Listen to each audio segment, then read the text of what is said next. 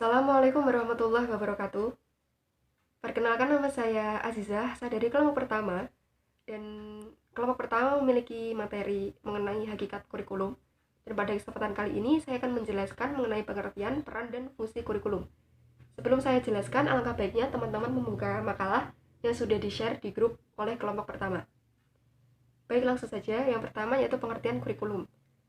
Kurikulum berasal dari bahasa Yunani, yaitu dari kata kurir dan kurer yang memiliki arti jarak tempuh lari. Sedangkan dalam bahasa Arab, kurikulum diartikan sebagai manhaj, yaitu jalan yang terang. Menurut Hilda Taba, mendefinisikan a curriculum is a plan for learning. Kurikulum yaitu perencanaan untuk belajar atau sesuatu yang direncanakan untuk pelajaran anak. Nah, menurut Undang-Undang Sisdiknas nomor 20 tahun 2003 pasal 1 ayat 19, dijelaskan kurikulum yaitu seperangkat rencana dan pengaturan mengenai tujuan, isi, dan bahan pelajaran serta cara yang digunakan sebagai pedoman penyelenggaraan kegiatan pembelajaran untuk mencapai tujuan pendidikan tertentu. Nah, dapat disimpulkan bahwasanya kurikulum itu idealnya merupakan alat atau pemandu dalam pendidikan yang termuat komponen-komponen sistematis dan fleksibel, baik yang dijalankan oleh guru maupun peserta didik. Nah, kurikulum itu menjadi inti atau menjadi kunci kesuksesan maupun kegagalan pendidikan yang diperankan oleh pendidik atau guru. Nah, oleh karena itu, dalam penyusunan kurikulum itu harus diberlakukan sebuah penelitian guna menghasilkan mutu atau output yang sebagaimana yang diharapkan, seperti itu. Itu mengenai pengertian kurikulum. Yang kedua yaitu peran kurikulum. Sebagai salah satu komponen dalam sistem pendidikan, kurikulum itu memiliki 3 peran. Yang pertama yaitu peran konservatif, yang kedua peran kreatif, dan yang ketiga merupakan peran kritis dan evaluatif. Nah, dalam peran konservatif, kurikulum melalui konservatifnya berperan penting untuk menangkal berbagai pengaruh budaya luar yang dapat merusak nilai-nilai luhur masyarakat. Nah, dengan demikian, sekolah kan sebagai suatu lembaga sosial. Nah, itu dapat mempengaruhi dan membina tingkah laku masyarakat atau siswa sesuai dengan nilai sosial yang ada dalam masyarakat atau berbudi pekerti luhur lah, seperti itu. Yang kedua yaitu peran kreatif. Nah, dalam hal ini kurikulum memiliki peran kreatif dan mengandung hal-hal baru yang dapat membantu peserta didik untuk mengembangkan setiap potensi yang dimilikinya, seperti itu. Yang ketiga yaitu peran kritis dan evaluatif. Dalam hal ini kurikulum turut aktif berpartisipasi dalam kontrol sosial dan memberi penekanan pada unsur berpikir kritis. Nilai-nilai sosial yang tidak sesuai lagi dengan keadaan di masa mendatang itu dihilangkan, serta diadakan modifikasi atau pembaharuan lah, seperti itu. Nah, dengan demikian kurikulum itu harus merupakan pilihan yang tepat atas dasar kriteria tertentu. Nah, itu merupakan peran dari kurikulum ya, ada 3. Terus selanjutnya yaitu fungsi kurikulum. Nah, selain memiliki peran yang strategis, kurikulum itu juga memiliki fungsi, salah satunya yaitu sebagai alat untuk mencapai tujuan pendidikan. Nah, tujuan itu berfungsi untuk menentukan arah dan corak kegiatan pendidikan. Tujuan juga akan menjadi indikator keberhasilan pelaksanaan pendidikan, dan tujuan juga akan menjadi pegangan dari setiap usaha dan tindakan dari para pelaksana pendidikan. Nah, seperti itu. Yang kedua, selain sebagai tujuan pendidikan, kurikulum juga memiliki fungsi bagi pendidik atau guru. Nah, dalam hal ini, kurikulum berfungsi sebagai pedoman dalam menyusun dan mengorganisasi pengalaman belajar bagi para peserta didik, serta pedoman untuk mengadakan evaluasi terhadap perkembangan peserta didik. Nah, jadi kurikulum itu juga berfungsi untuk guru. Selanjutnya, yaitu fungsi kurikulum bagi kepala sekolah, yaitu sebagai pedoman dan pelaksanaan fungsi supervisi pembelajaran, sebagai pedoman dalam melaksanakan supervisi untuk memberikan bantuan kepada guru, dan sebagai pedoman untuk mengadakan evaluasi terhadap proses pembelajaran. Nah, itu fungsi kurikulum bagi kepala sekolah. Selain itu, kurikulum juga berfungsi bagi sekolah tingkat atasnya, yaitu salah satunya sebagai upaya pemeliharaan prinsip kesinambungan, sehingga sekolah atasnya akan menjaga agar tidak terjadi pengulangan pengalaman belajar. Jadi pembelajaran yang sudah diajarkan di sekolah tingkat bawah itu juga tidak mungkin diajarkan pada sekolah tingkat atas. Nanti tidak terjadi pengulangan pembelajaran, seperti itu. Dan yang terakhir yaitu fungsi kurikulum bagi masyarakat dan pemakai lulusan sekolah. Nah, itu sebagai fungsinya sebagai kontribusi lah untuk memperlancar pelaksanaan program pendidikan yang membutuhkan kerjasama yang baik dengan pihak orang tua maupun masyarakat. Yang kedua yaitu memberikan kritik dan saran yang konstruktif demi penyempurnaan program pendidikan di sekolah. Nah, itu tadi sudah saya jelaskan mengenai pengertian, peran, dan fungsi kurikulum. Semoga kalian bisa memahami, dan silahkan dibaca makalahnya. Di situ sudah, insya Allah sudah komplit. Nah, ya sudah, sekian penjelasan dari saya. Kurang lebihnya mohon maaf. Wassalamualaikum warahmatullahi wabarakatuh. Di sini, saya akan menjelaskan materi selanjutnya, yaitu tentang kurikulum tersembunyi. Kurikulum tersembunyi berasal dari gabungan dua kata, yaitu kurikulum dan tersembunyi. Kurikulum adalah landasan yang digunakan pendidik untuk membimbing siswa ke arah tujuan yang diinginkan melalui akumulasi pengetahuan, keterampilan, dan sikap mental. Sedangkan tersembunyi adalah kurikulum ini tidak terlihat namun sangat berperan untuk tercapainya tujuan pendidikan. Jadi, kurikulum ini adalah suatu yang dipelajari oleh siswa di sekolah, di mana aktivitas pembelajaran direncanakan dan terorganisir melalui materi, tetapi siswa tidak masuk dalam perencanaan atau dalam kesadaran mereka yang bertanggung jawab atas pengelolaan sekolah.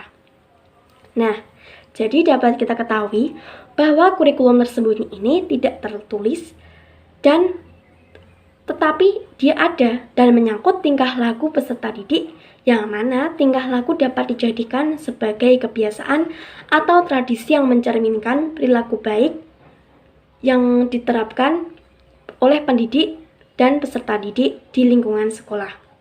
Nah, di sini saya akan memberikan contoh tentang kurikulum tersembunyi. Contohnya seperti ketika suatu guru mengadakan latihan soal atau ujian, secara tidak langsung beliau mendidik murid untuk jujur meskipun guru tidak menyebutkan pada siswa. Hal seperti ini yang tidak ditemui dalam kurikulum formal, sehingga kurikulum tersembunyi sangat diperlukan dalam dunia pendidikan. Nah, kurikulum tersembunyi ini dapat diterapkan dalam pengembangan peserta didik. Adapun kegiatan pengembangan ini seperti kegiatan satu rutin atau terjadwal. Contohnya upacara, doa bersama, ibadah bersama, senam, dan lain sebagainya. Yang kedua ada spontan atau tidak terjadwal, seperti salam, tolong-menolong, dan lain sebagainya. Dan yang terakhir adalah keteladanan atau bentuk perilaku sehari-hari, seperti berpakaian rapi, berbicara yang baik, dan lain sebagainya. Nah, jadi sebenarnya kurikulum tersembunyi ini meliputi budi pekerti, tolong-menolong, sopan santun, atau perilaku baik yang tujuannya memberikan dampak baik di sekolah. Bismillahirrahmanirrahim. Assalamualaikum warahmatullahi wabarakatuh. Ya, jadi setelah tadi sudah dijelaskan oleh Mbak Azizah dan juga Mbak Harisma tentang pengertian kurikulum dan juga arti dari kurikulum tersembunyi. Kemudian saya sendiri akan sedikit menjelaskan tentang apa sih itu kurikulum pendidikan agama Islam. Jadi di sini kurikulum pendidikan agama Islam itu memiliki arti bahan-bahan pendidikan Islam berupa kegiatan, pengetahuan, dan pengalaman yang dengan sengaja dan sistematis diberikan kepada anak didik dalam rangka mencapai tujuan pendidikan Islam. Jadi simpelnya atau intinya itu adalah semua aktivitas, baik itu pengalaman, baik itu seperti studi banding atau lain sebagainya yang berhubungan tentang pendidikan Islam, dan itu dikasih langsung oleh pendidik kepada peserta didik. Kemudian yang selanjutnya adalah metode kurikulum pendidikan agama Islam.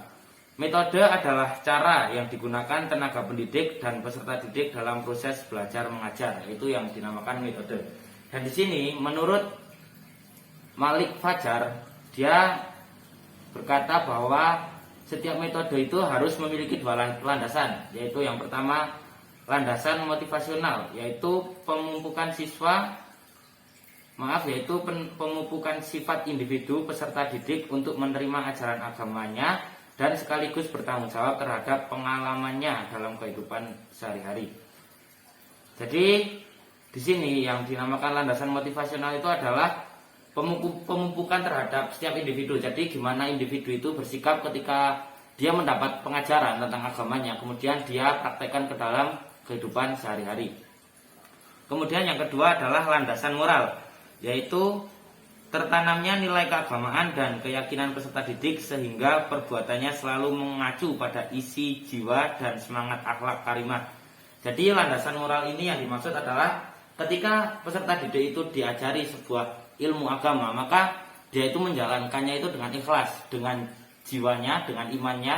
Jadi tidak merasa kalau dirinya itu dituntut oleh orang lain atau melakukan hal itu oleh perhatian orang lain. Kemudian yang terakhir tentang kurikulum pendidikan agama Islam adalah karakteristik kurikulum pendidikan agama Islam itu sendiri.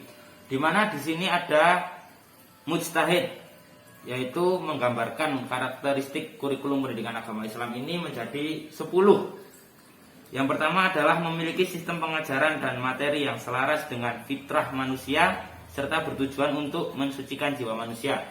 Yang kedua adalah tujuan pendidikan Islam, yaitu memurnikan ketaatan dan peribadatan hanya kepada Allah SWT. Kemudian yang ketiga, harus sesuai dengan tingkatan pendidikan baik dalam hal karakteristik, tingkat pemahaman, jenis jantina serta tugas-tugas kemasyarakatan yang telah dirancang dalam kurikulum. Yang keempat ada memperhatikan tujuan-tujuan masyarakat yang realistis. Yang kelima tidak bertentangan dengan konsep dalam ajaran Islam. Yang keenam, rancangan kurikulum harus realistis sehingga dapat diterapkan selaras dengan kesanggupan peserta didik. Yang ketujuh, harus memiliki metode dan pendekatan yang relevan dengan kondisi materi, belajar mengajar, dan suasana lingkungan pembelajaran di mana kurikulum tersebut diselenggarakan. Kemudian yang ke-8, kurikulum pendidikan Islam harus efektif. Yang ke-9, harus sesuai dengan berbagai tingkatan usia peserta didik. Dan yang ke-10 atau yang terakhir adalah memperhatikan aspek pendidikan tentang segi-segi perilaku yang bersifat aktivitas langsung seperti berjihad, dakwah Islam, serta penciptaan lingkungan sekolah yang islami, etis, dan anggun. Ya, jadi mungkin itu aja yang akan saya sampaikan mengenai kurikulum pendidikan agama Islam. Dapat diingat tadi ada pengertiannya, kemudian metodenya, dan juga karakteristik kurikulum pendidikan agama Islam itu sendiri. Bila mungkin kurang jelas bisa dilihat langsung di makalah yang kami sediakan di grup WhatsApp. Mungkin itu aja yang dapat saya sampaikan, kurang lebihnya saya mohon maaf. Syukron wabillahi taufiq wal hidayah. Wassalamualaikum warahmatullahi wabarakatuh.